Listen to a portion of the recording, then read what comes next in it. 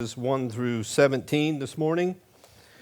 As we were singing that song, The Solid Rock, I was thinking how thankful I am that we have a solid rock as children of God to place our feet upon, on Jesus' blood and righteousness. When you think about the things that are going on in this world and the uneasiness of this world, the world is in a fragile condition. It seems as if it could implode at any moment.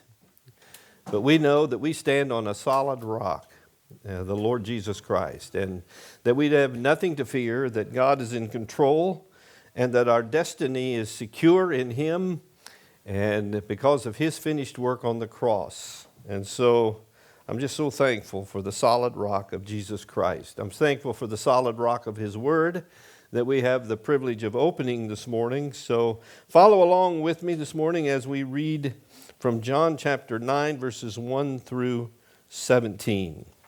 As he passed by, he saw a blind man from birth. And his disciples asked him, "Rabbi, who sinned, this man or his parents, that he would be born blind?" Jesus answered, "It was neither that this man sinned nor his parents, but it was so that the works of God might be displayed in him. We must work the works of him who sent me as long as it is day. Night is coming when no one can work.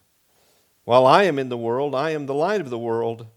When he had said this, he spat on the ground and made clay of the spittle and applied the clay to his eyes and said to him, "Go wash in the pool of Siloam," which is translated sent. So he went away and washed and came back seeing.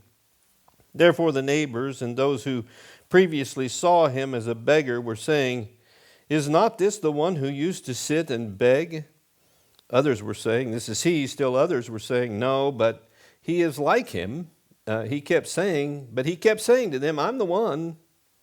So they were saying to him, "How then were your eyes opened?" And he answered, "The man who is called Jesus made clay, and he anointed my eyes and said to me, 'Go to Siloam and wash.'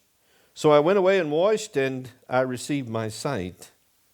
They said to him, "Where is he?" He said, "I do not know." They brought to the Pharisees the man who was formerly blind. Now it was a Sabbath on the day when Jesus made the clay and opened his eyes. Then the Pharisees also were asking him again how he received his sight. And he said to them, "He applied clay to my eyes, and I washed, and I see." Therefore, some of the Pharisees were saying, "This man is not from God, because he does not keep the Sabbath." But others were saying, "How can a man who is a sinner perform such signs?" And there was a division among them. So they said to the blind man again, "What do you say about him, since he opened your eyes?" And he said, "He is a prophet." He's a prophet. The text begins with the phrase, "as he passed by." And from this statement, we can assume that Jesus was probably still in Jerusalem, that he just left the tabernacle. We know at the end of verse 59 of chapter 8 that the Pharisees, or the Jews, picked up stones to throw at him, but Jesus hid himself and went out of the temple. And so he was in the temple. It appears now that he's not in the temple, but that he was walking by, and it says as he passed by, he saw a blind man from birth. We can't necessarily assume when this took place or if it was just the next day or when, but at some point he was passing by and he saw this blind man who had been blind from birth. And when we look at this passage, we're brought face to face with the reality of suffering and human disability. And that's something that is hard for us to understand. And suffering is a detail that's very important for understanding the theme of suffering that's found in this passage. And it's important to understand that this man was born blind, that he was blind from birth. And suffering is a theme that we struggle with. We fight with it sometimes. We wrestle with the theme of suffering because we don't understand it. We don't understand it. There's been the question for centuries, why is it that the righteous suffer? And as we discover early in this passage, as we read it, as we've read it together, they're the disciples.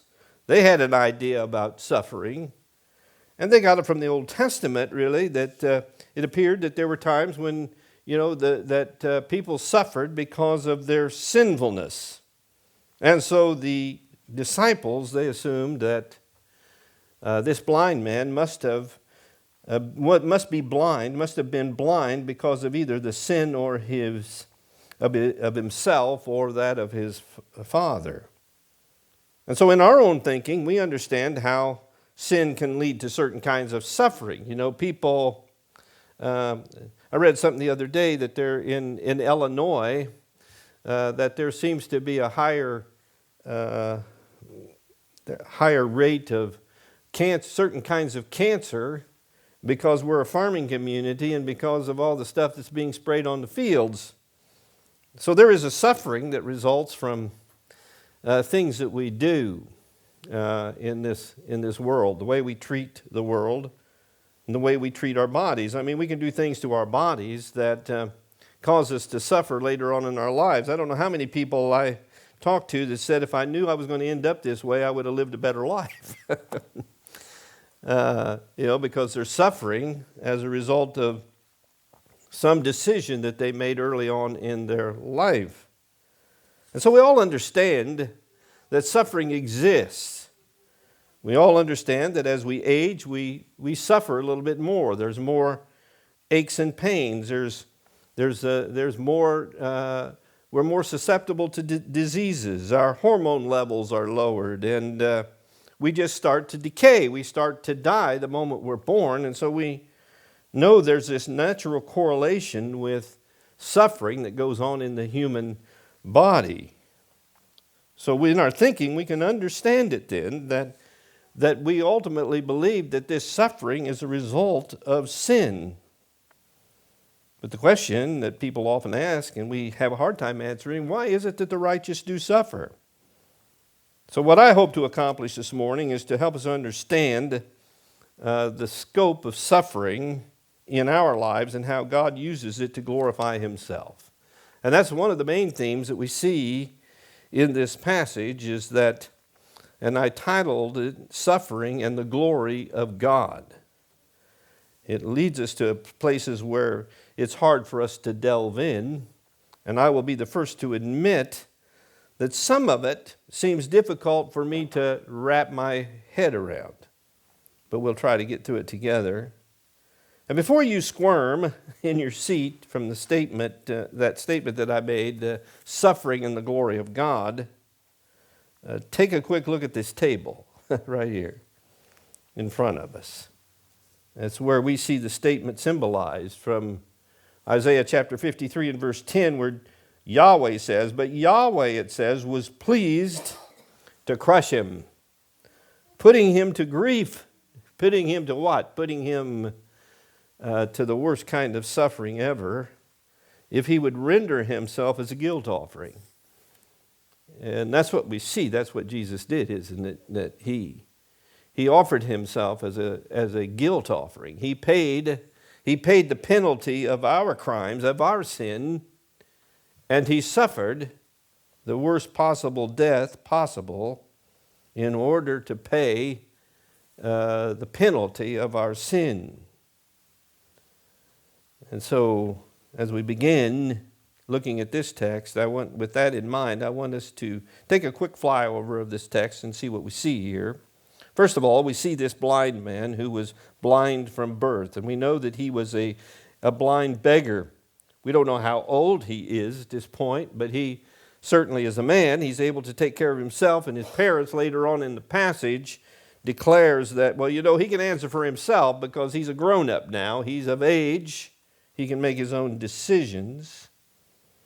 And so as we look at this, we see we see this man who has been blind from birth.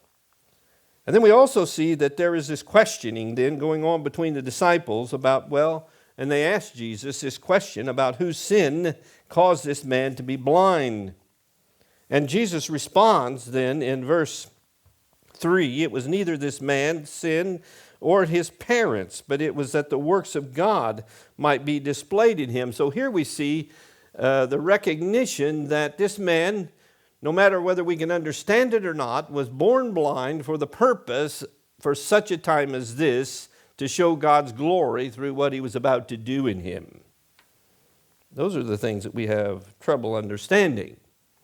And when we think of, along this line, when we think of disabilities, do we understand human disabilities at birth? I don't. There are some people to this day are born blind. There's people who are born with Down syndrome babies. We have my nephew's little baby was just recently born and been through a couple of heart surgeries now, born with Down syndrome. Do we understand all of these genetic problems and difficulties that go on in birth? We don't have an answer for some of these things. But what we can conclude from Scripture is that God never makes any mistakes. There is never anything that is created as junk. I mean, everything that God creates has a purpose, and God has a plan for each individual's life. In the same way, this man was born as a blind man. He was born as a baby blind. And he made it clear that his blindness had nothing to do with anything that his parents did or that he did. But it had everything to do that he had a divine appointment with God one day at this moment in time, and that God used this occasion to bring honor and glory to himself, to reveal the fact that he was God, and to reveal the fact that he was the one who not only heals physically, but he is the one who saves eternally. And so we see Jesus speaking to his disciples and saying to them that this man sinned. This man did. His blindness is not because he sinned nor his father's, but it was so that the works of God could be manifested or displayed in him in verse 3. And then beginning in verse 6 and 7, we see the miracle take place, and Jesus heals him. He takes some dirt off the ground and he spits into it and makes a paste and places it on his eyes, and then he tells him to go and wash in the pool of Siloam. And you notice in the text, it's in parentheses where John adds, which is translated sent. Translated sent. What's this mean? Well, the word Siloam means sent. But the point that John is trying to make here is the fact that Jesus Christ has said over and over again that he has been sent, that he has been sent by the Father. And of course, they have rejected it. The Jewish leaders had rejected it, so it's kind of like he's grinding it in here. Translated sent. He said Jesus is the one who sent. Jesus sent him to the pool of Siloam to wash his eyes. And he came back seeing. So we see the miracle. And then in the beginning of verse 8 and going down through verse 17, we see the controversy that surrounds him. It caused a lot of confusion. I'll tell you what, when God does something, it causes controversy, it causes confusion. And at the onset of the message here, I might ask you, when you think about your life, and I think about mine, what kind of controversy and what kind of confusion does it cause in the people who see me and live around me day in and day out? Does my life cause any kind of controversy? Does it cause any kind of questioning? Does it cause people to look at me and say, I wonder what happened to this guy? You know, I know that his life sure looks different, and I wonder what caused it. Well, that's what we see in this passage, and so we're going to look at it a little more closely. But I want to remind you that if you recall, when we At the introduction of the Gospel of John, I mentioned the fact that that this book is divided into two parts or two books. Book 1 deals with the glory of Christ seen through signs. And I mentioned that there were 7 signs that John provides for us in his gospel, declaring that Jesus Christ is God. And the first one was in chapter 2, he turned water into wine. And then the second one was the healing of the nobleman's son. And then in chapter 5, there was the healing of the man by the pool of Bethesda.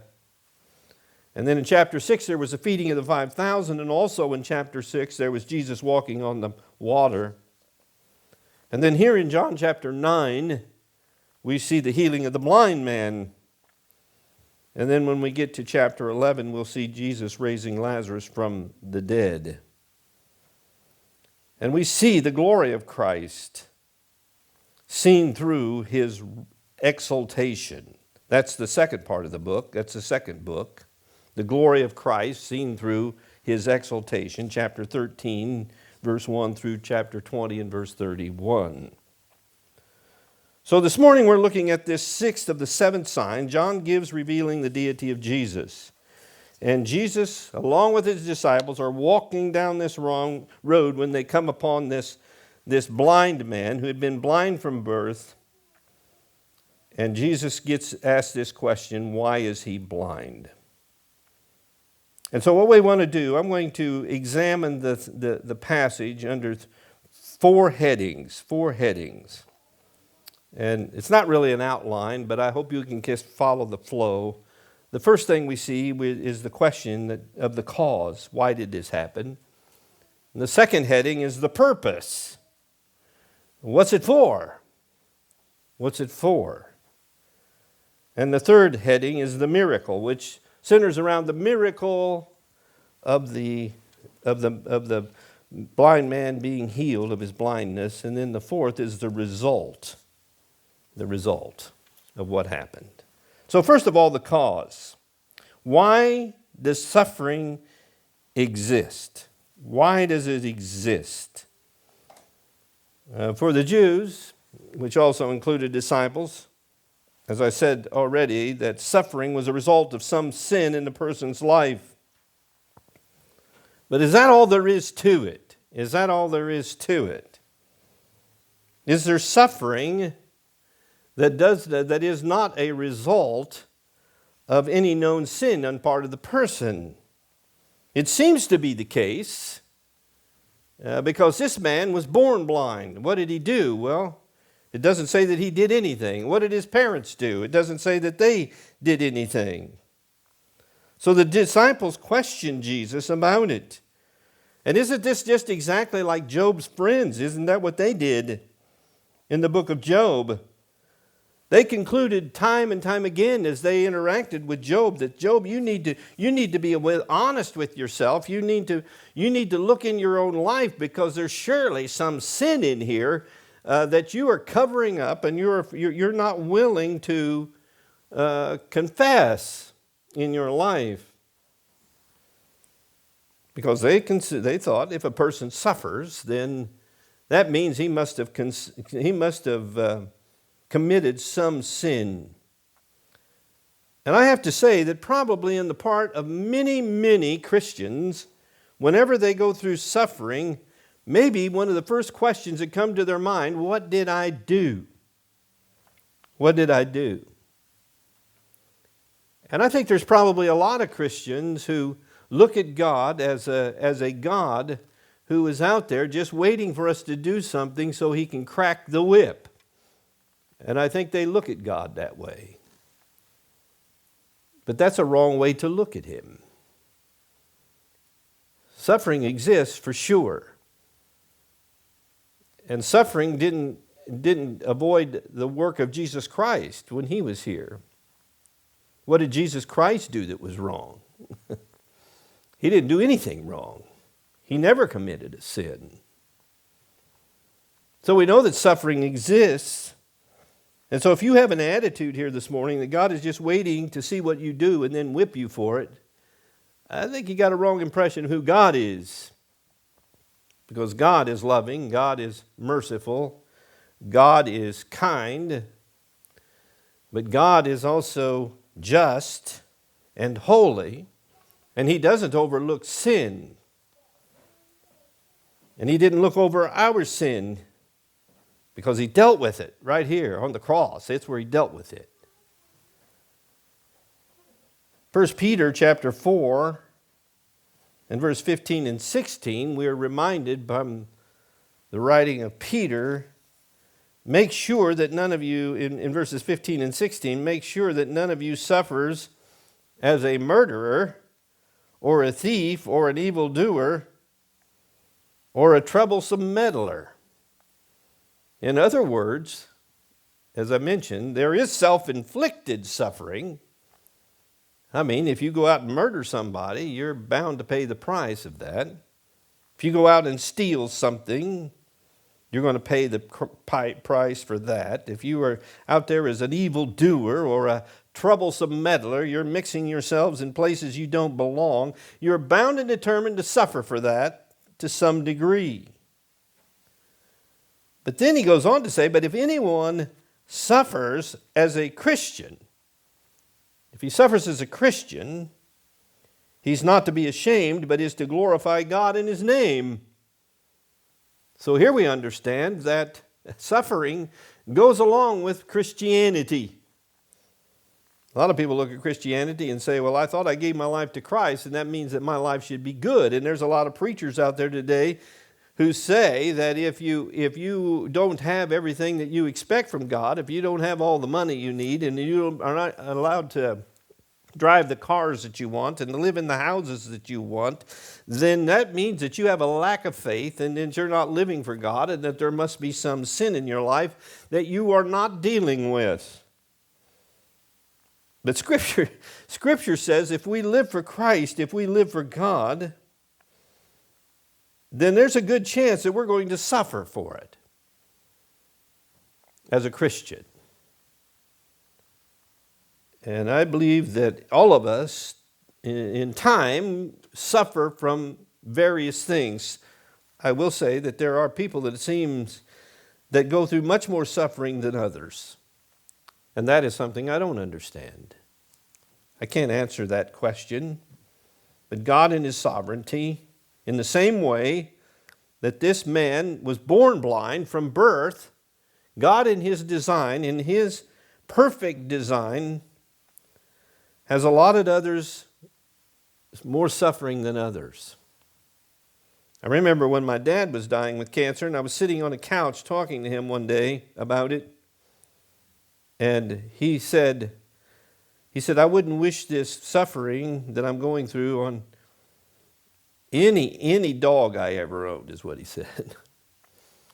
And but he did say, he said, I consider that it must be what God has planned for me, what God has planned for me.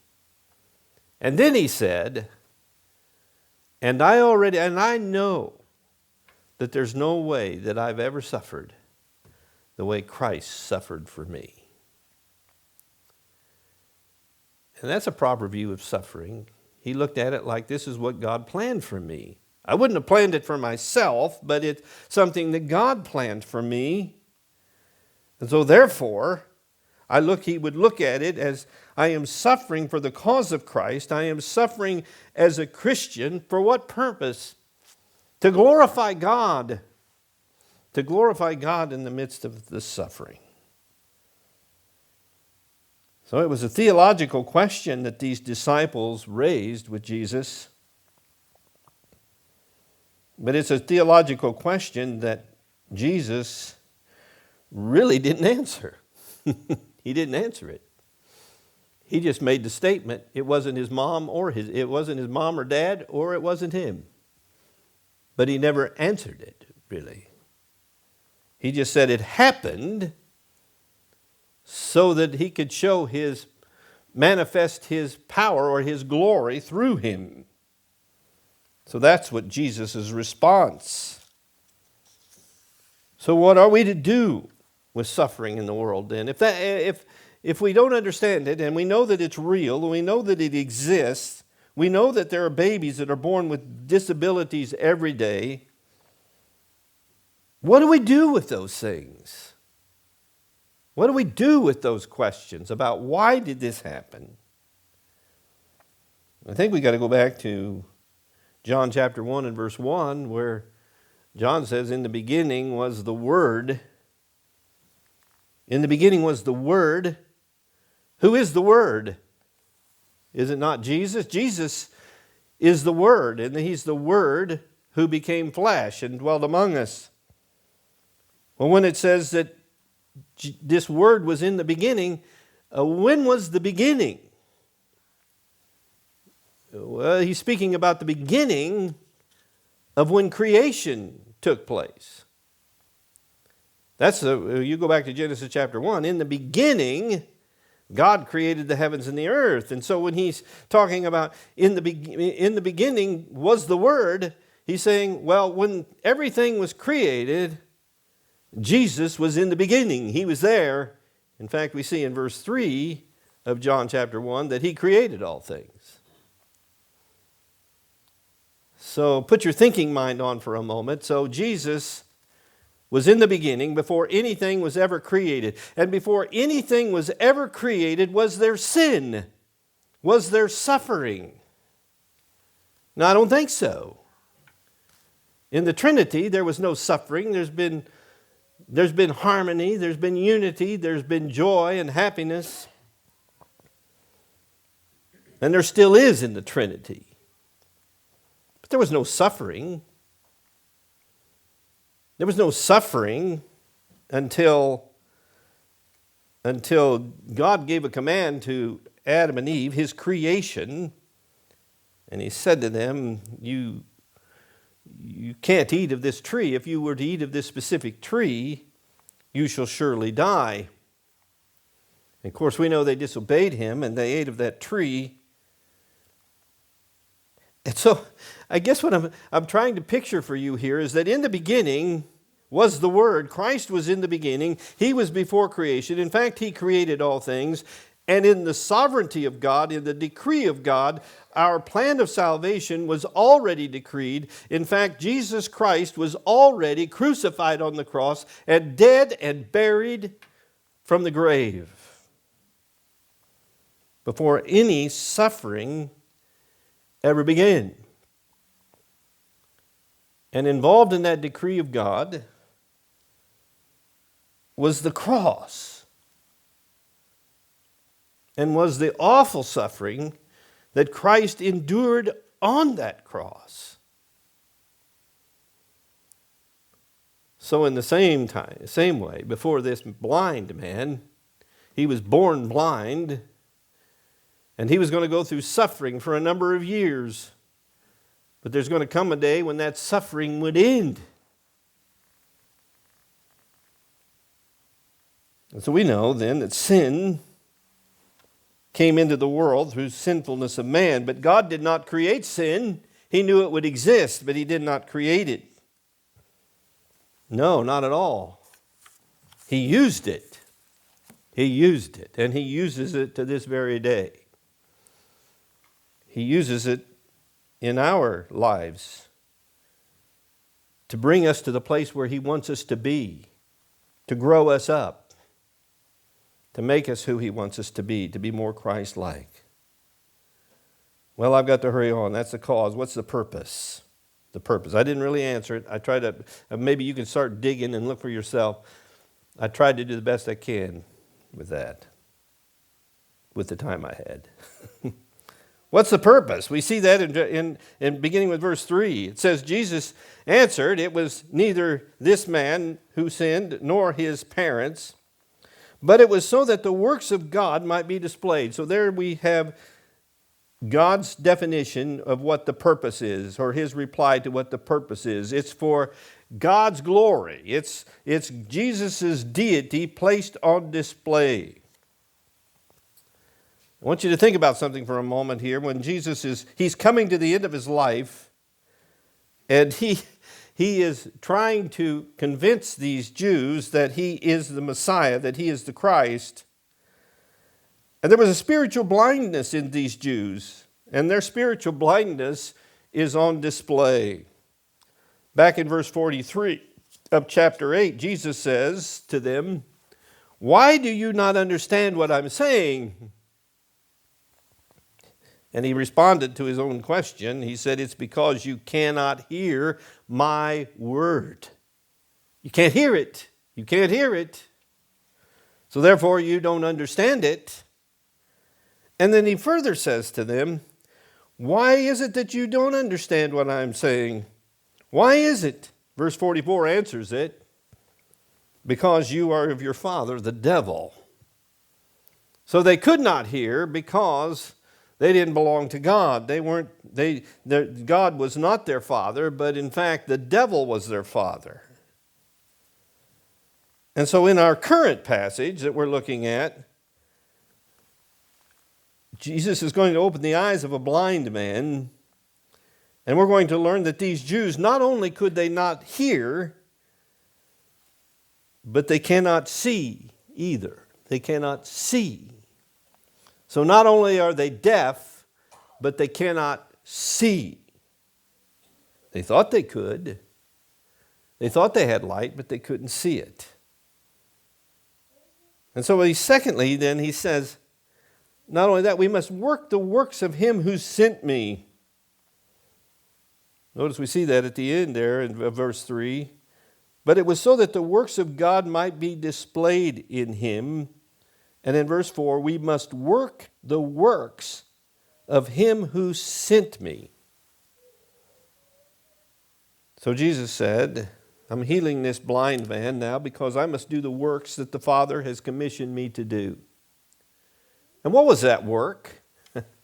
I think it was multifaceted in some ways. I mean, we know that he came to reveal who he was, who he is, that he is God, that he was God in the flesh, that he was equal with God. And he said it on occasion that I and my Father are one. And so he came to reveal the fact that he was God.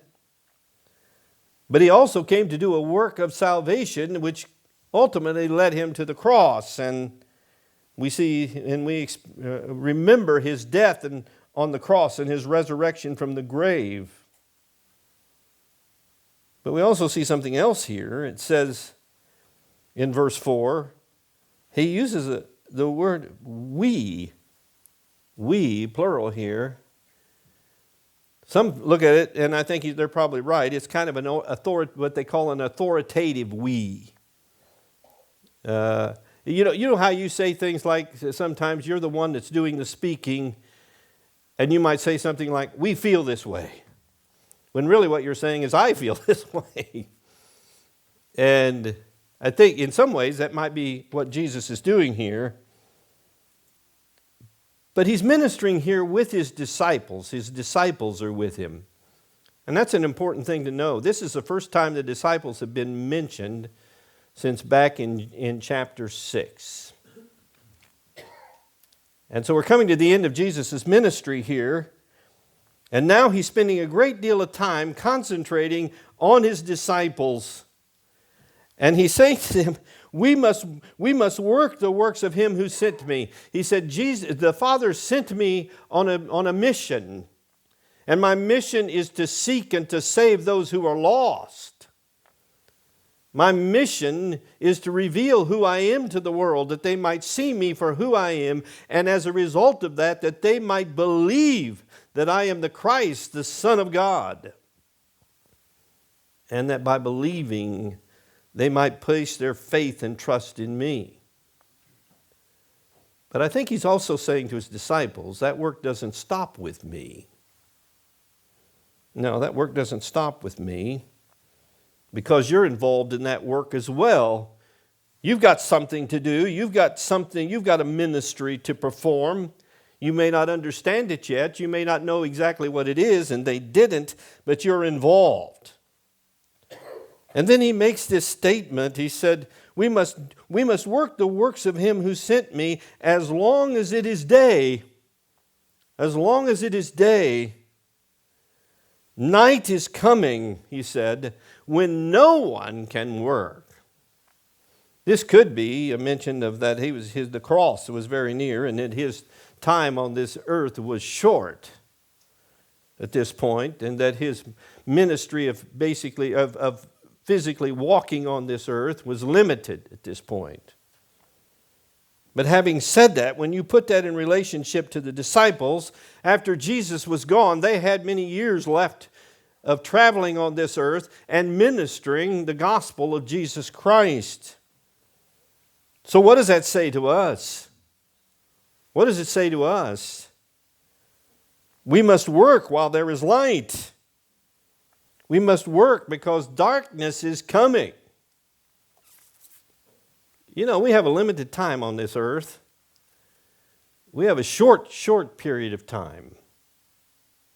And I bet that there's not one person in this room that doesn't look back on their life, no matter how young you are or how old you are, and to be able to say, I've wasted a lot of my life so far. There's a lot of time in my life that I have wasted. And time is getting short. I've said it from this pulpit before that as the older I get, the more intensity I feel in my life. Because I know my days are numbered. I know that the light is limited, and there's coming a day when the darkness will overtake it, and I'll be put in a grave. And that's going to happen to all of us. And Jesus, taking this occasion of healing this blind man, says, guys, we got a work that needs to be done, and it's a work that was sent to us by the Father. You've been commissioned. You've been sent out by the Father. And when we get to John chapter 17, that's what you're going to find out. That He's sending them out into the fields that are white unto harvest. And He's sending us out into the fields that are white unto harvest. And our time is limited. But our message has no limits.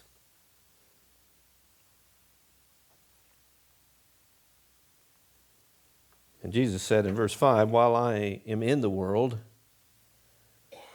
I am the light of the world. He used that phrase back in chapter 8 as well. Although back in chapter 8 he used the phrase ego eimi, which means I am. He used the word for Yahweh, I am. He presenting himself equal with God. He didn't use that same word here, but it is translated the same. I am the light of the world. I am the light of the world. What is it tells us in Matthew chapter 5 about us? He said, we are the salt of the earth. We are the light of the world. Because of our relationship with Christ, we illuminate that light to the world, to a dark world. So that's His purpose, that He might be glorified through what He's about to do in this man's life. Verse 6 and 7, we see the miracle. And I'm just going to touch on this. He said, go wash. He said to him, when he had said this, he told this to his disciples, and when he had finished saying that, he spat on the ground and made clay of the spittle and applied it to the eyes of the man.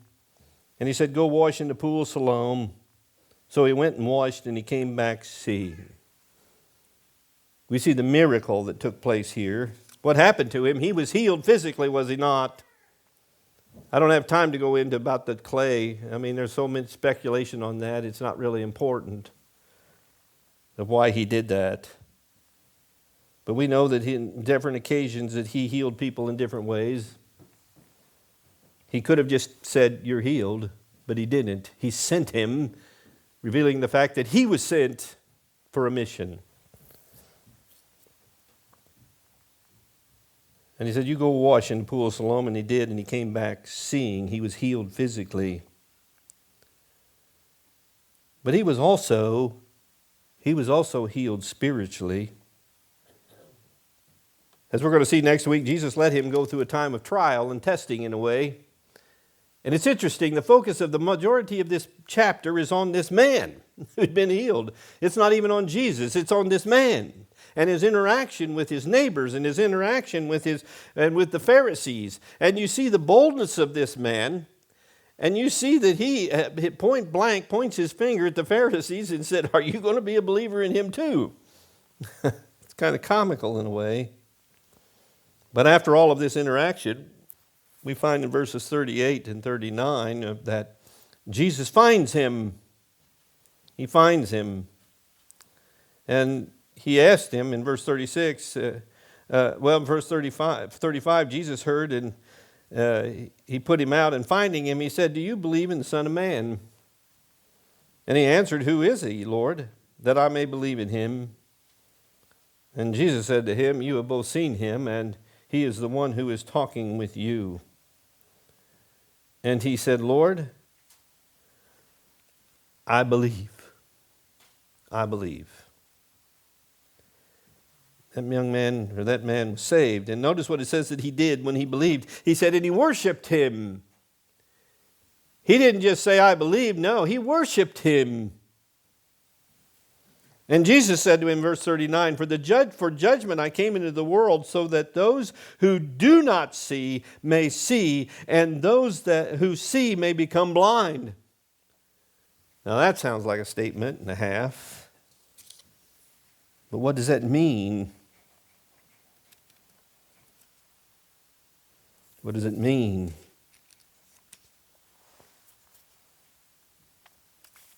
Well, it means that spiritually Jesus came to open blind eyes, and that's what he's trying to prove and to show here.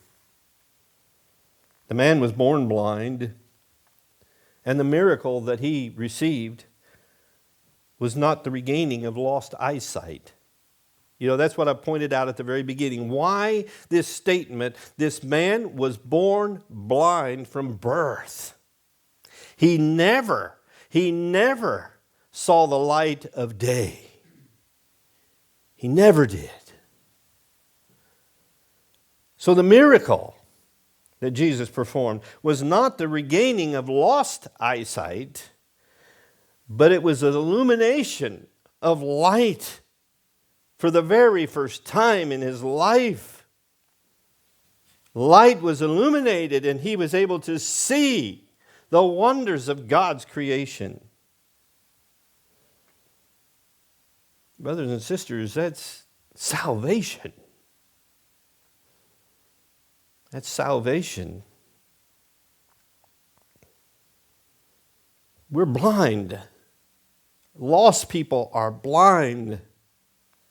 We're blind as a bat that cannot see anything. It's not that we've just lost our vision and you're getting it back. No, we have no vision. We have no spiritual vision. But it took the work of Jesus Christ on the cross of Calvary that he pulled those scales back by the work of the Holy Spirit and opened our eyes to be able to see for the very first time, and illumined before our eyes is the truth of the gospel, that Christ is who he said he is, and that he came to do what he said he was going to do.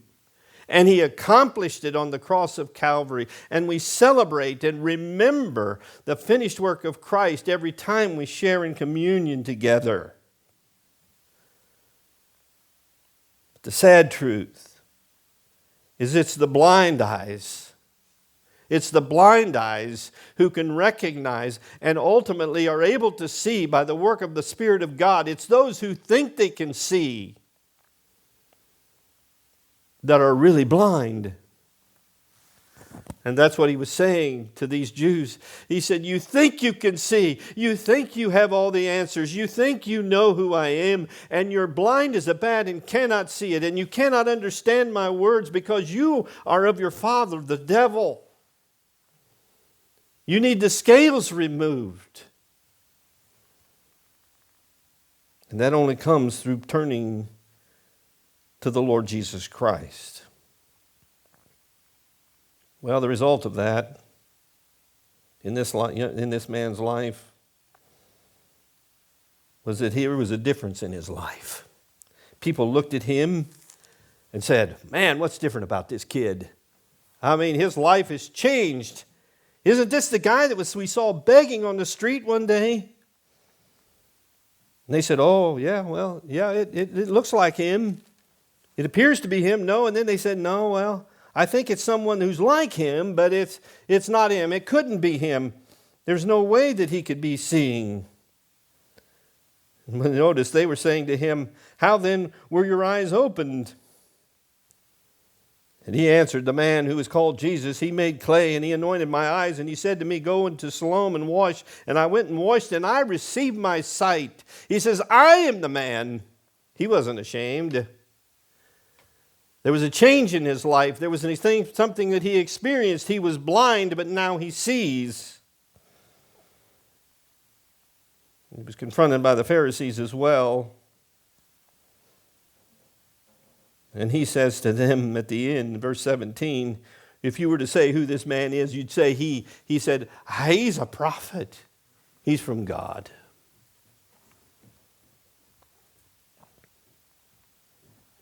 Has God so changed your life? Are those scales been removed from your eyes that you can see? As we approach the Lord's table this morning, what we're witnessing here when we talk about suffering, when we see the suffering of Christ, it is here that we see the greatest manifestation of the glory of God. The greatest manifestation.